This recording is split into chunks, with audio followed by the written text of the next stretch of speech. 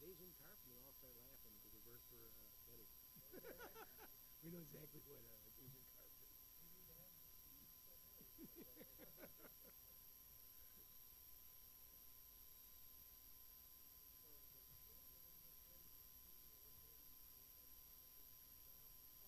Sorry, I didn't mean.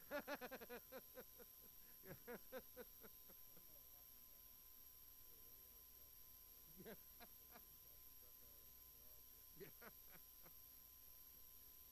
Okay. Yeah. I'm trying to calm him down.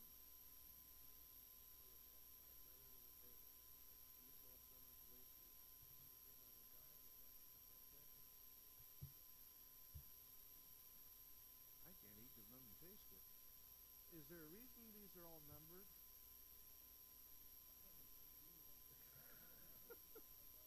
Oh, that's right. She's gone.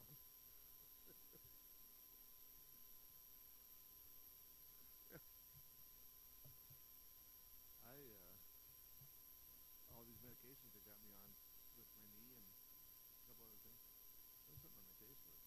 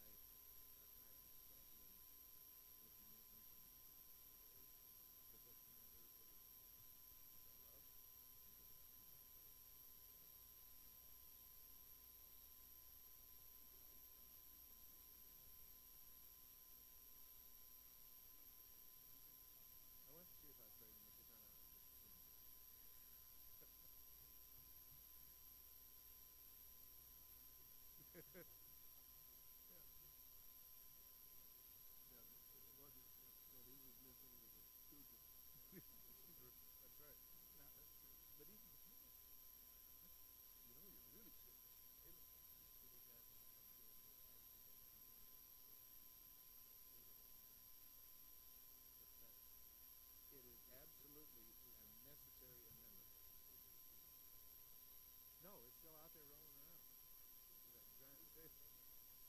But yeah, we got a potato amendment tomorrow that we want to all support.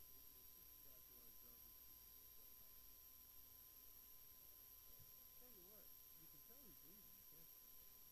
Because he's being harsh.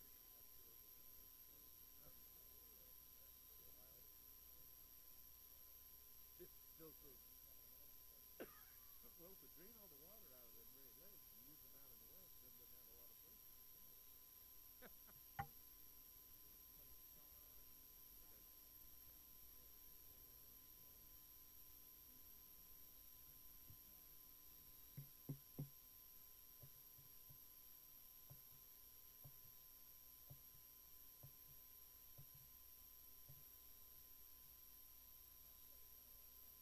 Yeah, I got one. Does yours say the same thing as mine? Okay.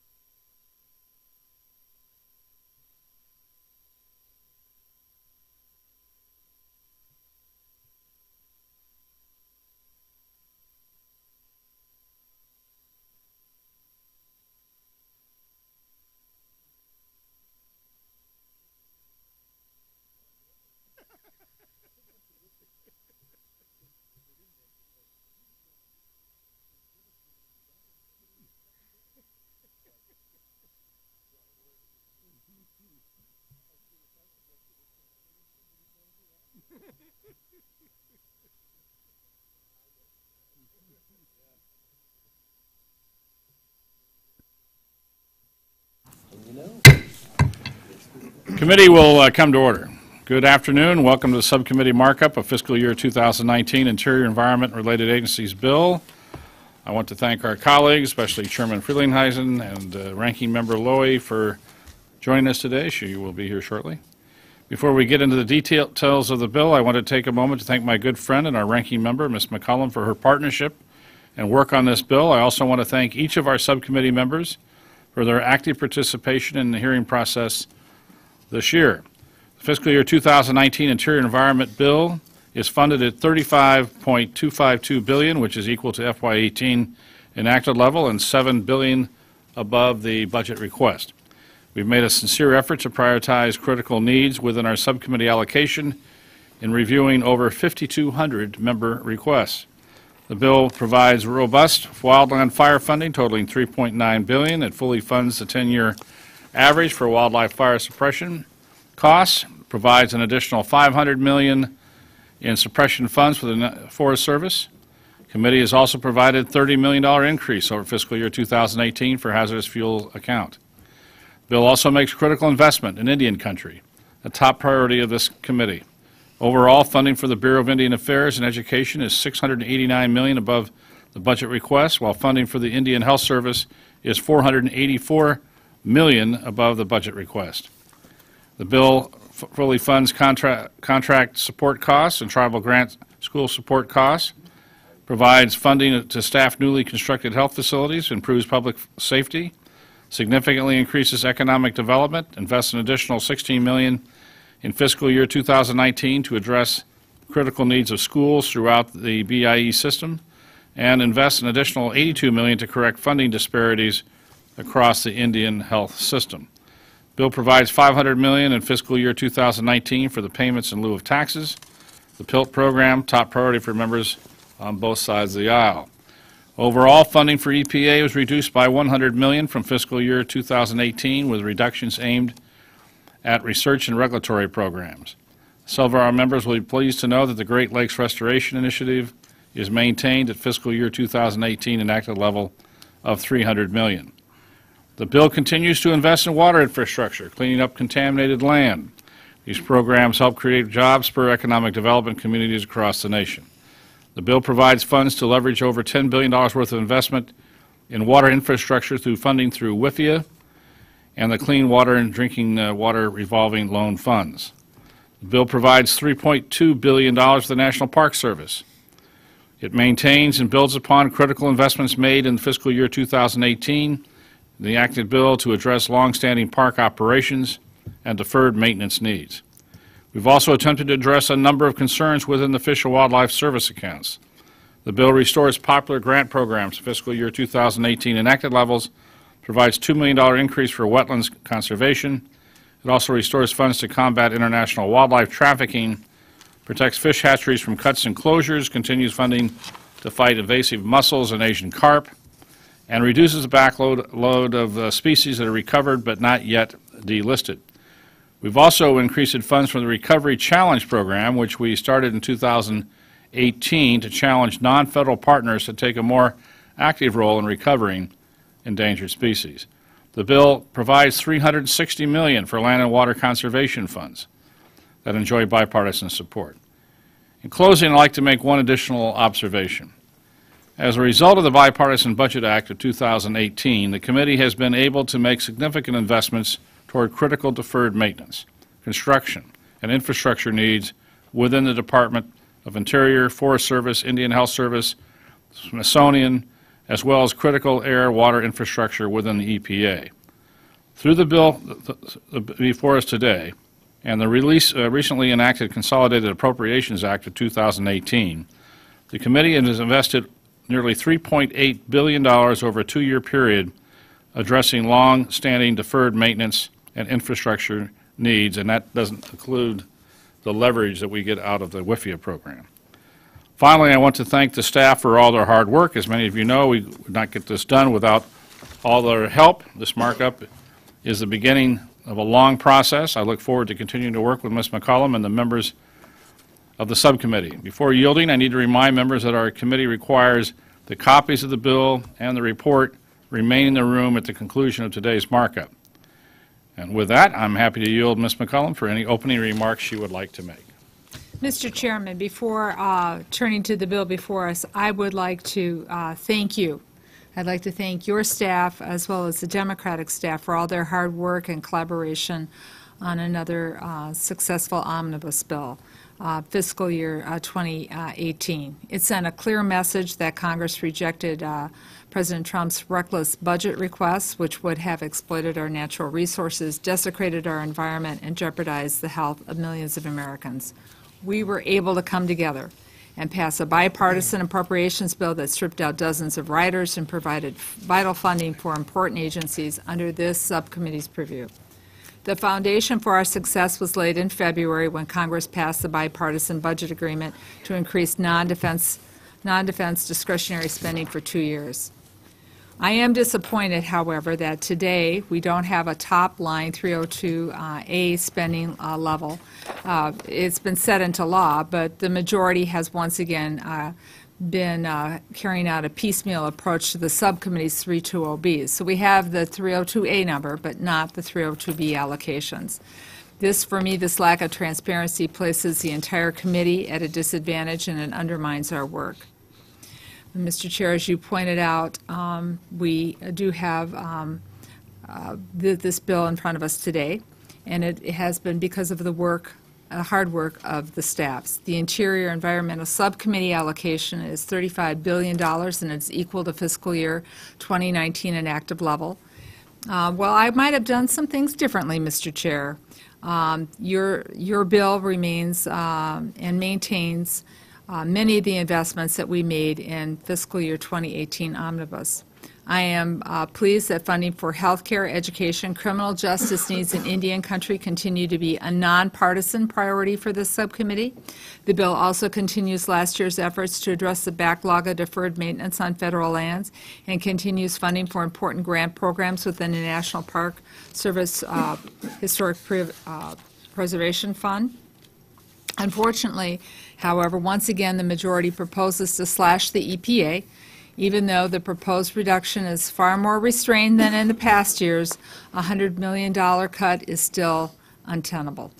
The cuts target air and water quality programs, reduces funding to enforcement against polluters. If enacted, it will undermine the EPA's ability to keep our families and our communities healthy and to protect our environment for future generations. I also must express my opposition to the $18 million provided in the bill for the Department of Interior to begin carrying out Secretary Zinke's massive and ill-conceived reorganization. As I have said many times in the subcommittee, I am not opposed to the idea of reorganization at the department, but we should not be rushing to fund this major undertaking when there has not been sufficient input from stakeholders or a complete explanation to this committee of the details and associated costs. Just last week, Mr. Chair, our subcommittee listened to the testimony of more than 80 tribes.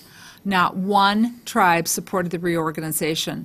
The overwhelming majority opposed it, and that's because it's not well thought out and it runs roughshod over our treaty obligations to conduct consultation. So I fear that the reorganization as it currently is imagined will have long-term harmful effects on the ability of the department to fulfill its mission. I truly believe the committee has a responsibility to ensure that the department does proper planning and conducts meaningful consultation. Until this is done, we should not allow the department to begin the implementation. I'm also disappointed that the bill fails to address or even acknowledge the EPA's leadership and deficiency in meeting its fiduciary responsibilities. Last month, the Government Accountability Office determined that the EPA violated Section 710 of Fiscal Year 2017 Financial Services and General Government Appropriations Act and the Anti-Deficiency Act. These violations stem from the EPA's failure to notify this committee of the purchase of a $43,000 soundproof privacy booth in Administrator Pruder's office. The EPA has yet to provide the committee with the statutory required Anti-Deficiency Act report regarding this violation. This is not an isolated case of the financial abuse of the EPA leadership. Currently, there are 11 federal investigations examining Administrator Pruitt's spending and management practices. The sweetheart deals with lobbyists and the extravagant travel at taxpayers' dime are appalling. And I was very disturbed by a recent report that I read. It was publicly reported that while in Italy on a trip that cost more than $120,000 of federal funds, Administrator Pruitt knowingly dined with a cardinal who was facing sexual abuse charges and then took steps to hide the dinner from the public. Frankly, I'm not pleased that Administrator Pruitt still has a place on President Trump's cabinet. I made that very clear the last time he was here. I think he should resign. The EP desperately needs our oversight if the agency's leadership does not have a moral compass. We must step in, and we must be the backstop to protect taxpayers from Administrator Pruitt's wasteful spending. And finally, I must also raise my objection to the dozens of policy writers included in this bill. They would undermine clean air and clean water standards, put the health and safety of American families at risk, and roll back protections for endangered species. While the Republicans control the White House and both chambers, I do not understand why the majority continues to impose writers on these bills in the appropriations process rather than bring them to the floor and vote on them with full transparency. But, Mr. Chairman, I want to be clear. I clearly know that you have put a great deal of effort into this bill, and I am committed to working with you throughout fiscal year 2019 process because, Mr. Chair, as I said earlier, you have done a lot of good things in this bill, and I commend you for it. But for 2 years in a row, this committee has come together to show that when we work together in a bipartisan fashion, we are able to negotiate an omnibus that puts the best interests of the American people forward. And I know working together, we can continue that track record. So I look forward to working with you, Mr. Chair, and I yield back. I thank the gentlelady. I'm now happy to yield to the distinguished chairman of the full committee, Mr. Frelinghuysen. I know I joined Ms. Lowy in thanking you, Chairman Calvert and Ms. McCollum, for your close working relationship. I know you have your differences, but I think you put together a good bill that's substantive, and as the expression goes, the administration proposes and Congress disposes, and I think you've put a good mark on this bill as you work to sustain important programs that support and protect our nation's precious natural resources. I'm particularly pleased that the subcommittee has been able to increase support for the National Park Service, including new funding to address what you mentioned earlier, long-standing deferred maintenance needs, repair and rehabilitation projects for our national treasures. These national parks are so visited, and so many Americans are proud of them. I'm so pleased that you continue to make these types of investments. The backlog is huge. The bill also includes funding for the great work of the Smithsonian Institution. We know there's some issues relative to the National Endowments for the Arts and Humanities, but in my neck of the woods, we strongly support the good work they do. And I'm also very pleased that you've put $360 million in there for the Land and Water Conservation Fund, which funds a lot of good programs in my state and other states around the nation, where there is no argument about those types of investments. So I salute your work. I want to thank the staff for their time and effort on both sides of the aisles, and I support the bill. I thank the gentleman, and I'm happy to yield to the distinguished ranking member of the full committee, Mrs. Lowy. And I thank you, I thank you, Chairman Calvert and Ranking Member McCollum, for your work on this bill. And Chairman Frelinghuysen, it's always a pleasure for me to work with you on these bills.